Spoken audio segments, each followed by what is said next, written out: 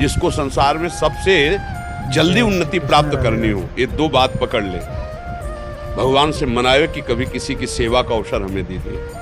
माता पिता गुरुजन, कोई बाहरी पशु पक्षी, ऐसा कोई बीमार व्यक्ति जिसका कोई सहयोगी नहीं, कोई ऐसा जिसको हमें अवसर मिला है, बहुत बड़ी, मतलब ये बिल्कुल रामबाण औषधि समझो कि इसमें अचूक वो तुम्हारे प्रारब्ध को विध्वंस कर देगी।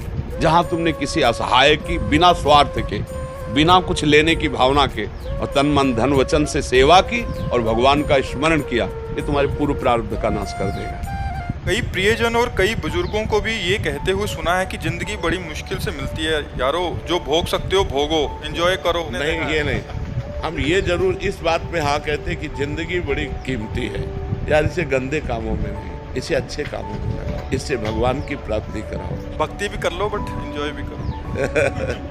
हमें तो आज तक नहीं समझ में आता कि एंजॉय है कहाँ। आपने भोगा, आपके पास क्या है अनुभूति, फिर वही भोगने की इच्छा है ना। शराब पिए नालियों में पड़े रहते हैं, एंजॉय है। एक दूसरे की हत्या कर रहे हैं, एंजॉय है। क्या हमें बताओ ना, एंजॉय कहाँ कर सकते हो? तो आनंद पूछो कि हमारे हृदय में इतना आनंद रहता है जैसे किसी नए लड़के का नई लड़की से ब्याह तय हो जाए तो उसको कितनी खुशी होती है। ऐसे हजारों गुना लाखों गुना आनंद हमें हर समय बना रहता है। मृत्यु सबका भय है और मृत्यु मेरा आनंद है।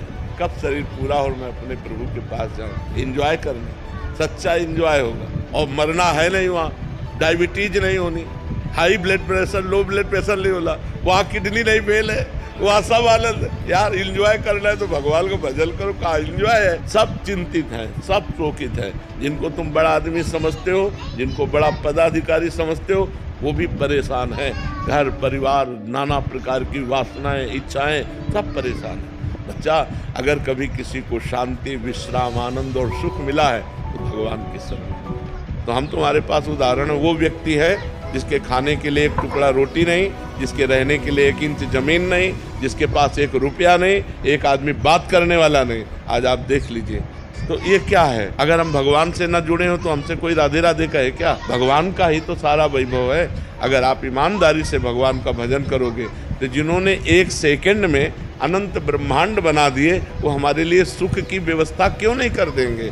ये सब भगवान से ही जुड़ने से तो है। अगर हम भगवान के ना हो तो थोड़ा सोच लो, हमारे पूरे परिकर में शासन है, चाहे बच्चा हो चाहे बच्ची हो, बिल्कुल धर्म से चलो, ऐसे किसी से मत कर देना। ऐसे रख देता है तो बाबा जी हैं, भिक्षुक है। अगर ऐसे नहीं करना, जो भगवान दे दे उसी से चलना है। तो भगवान के सहारे रहने से, भगवान का नाम जप करने से इस लोक में भी माला माल हो जाओगे। पर आपको समझना होगा कि जैसे आपके पाप है 500 ग्राम और आपका भजन है 25 ग्राम, तो आपका लोड कितना है पाप का? अभी काम नहीं बनेगा। जब 500 क्रॉस कर जाओगे तब माला माल हो जाओगे। जब आपका भजन 500 क्रॉस करके 600 में पहुंचेगा तब सब सिद्धियां रुपया पैसा सब मारा घूमेगा, क्योंकि भगवान सबके स्वामी है और आपने भगवान का भजन किया तो सब कुछ प्राप्त होगा। भजन करके जीवन मरण के चक्र को रोक देना चाहिए, विधि के विधान को पलट देना चाहिए। हम मनुष्य हैं, हम भगवान को अधीन कर सकते हैं तो विधि का विधान क्या चीज़ होता है? हमारे किए हुए कर्मों का फल ही विधि का विधान होता है।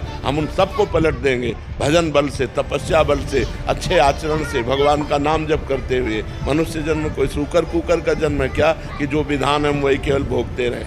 भजन के बल से हम अपने मृत्यु को रोक सकते हैं, भजन के बल से हम अमर हो सकते हैं, भजन के बल से हम जो चाहे बन सकते हैं। भजन में बहुत बड़ा बल है। हम मनुष्य हैं, हेलो प्रणाम। मनुष्य कोई साधारण देव दुर्लभ देही हमको प्राप्त है। बड़े भाग मानुष तन पावा, सुर दुर्लभ सद ग्रंथन गावा। दुर्लभो मानुषो देहो, शास्त्र कह रहा है हमें दुर्लभ देह प्राप्त हुई, हम जो चाहे वो कर सकते हैं। हम अपने पिताजी की बात बताए, नंगे पैर हल जोतते थे, कभी जूता नहीं पहने, कभी शिलवा के वस्त्र नहीं पहने, ऐसे ही चद्दर बांध ली नीचे मार्किन, किसान आदमी, कोई बाहर पैसे की आय नहीं, कोई खेती से खूब अन्न धन ऐसे सब। और मरजाल की अधर्म की बात भी कहीं घर में हो जाए, बाजार से कभी सब्जी मसाला नहीं आया होगा, हल्दी की गांठ जो खेत में पैदा हुई और धनिया पीस के छौंक के वही सतोगुड़ी, मोहल्ले में प्याज लहसुन नहीं। और इतना सख्त शासन उनका, ब्रह्म ऋषि की तरह थे। जब वो किसानी में जाते थे ना तो हल बैल और एक झोली, झोली में गीता जी, छोटी सी रामायण, गुरु की पादुका और गंगाजल और सेवा के साथ 10 बजे तक हल जोता और ठाकुर जी विराजमान करके नहा धो के पूजन किया। सब पहले उनका जो भोग पहुंचा तो खड़े होकर पहले एक बार ऐसे देखते कोई साधु महात्मा दिखाई दे, कोई हम नहीं तो बैठ गए भगवान का नाम धर ऐसे कि उन्हीं का प्रभाव, उन्हीं का प्रताप। देखो अपने लोग भगवान के मार्ग में अगर उनके अंदर तप और पवित्रता ये ना होता तो हमारे आचरणों को कैसे बल मिलता।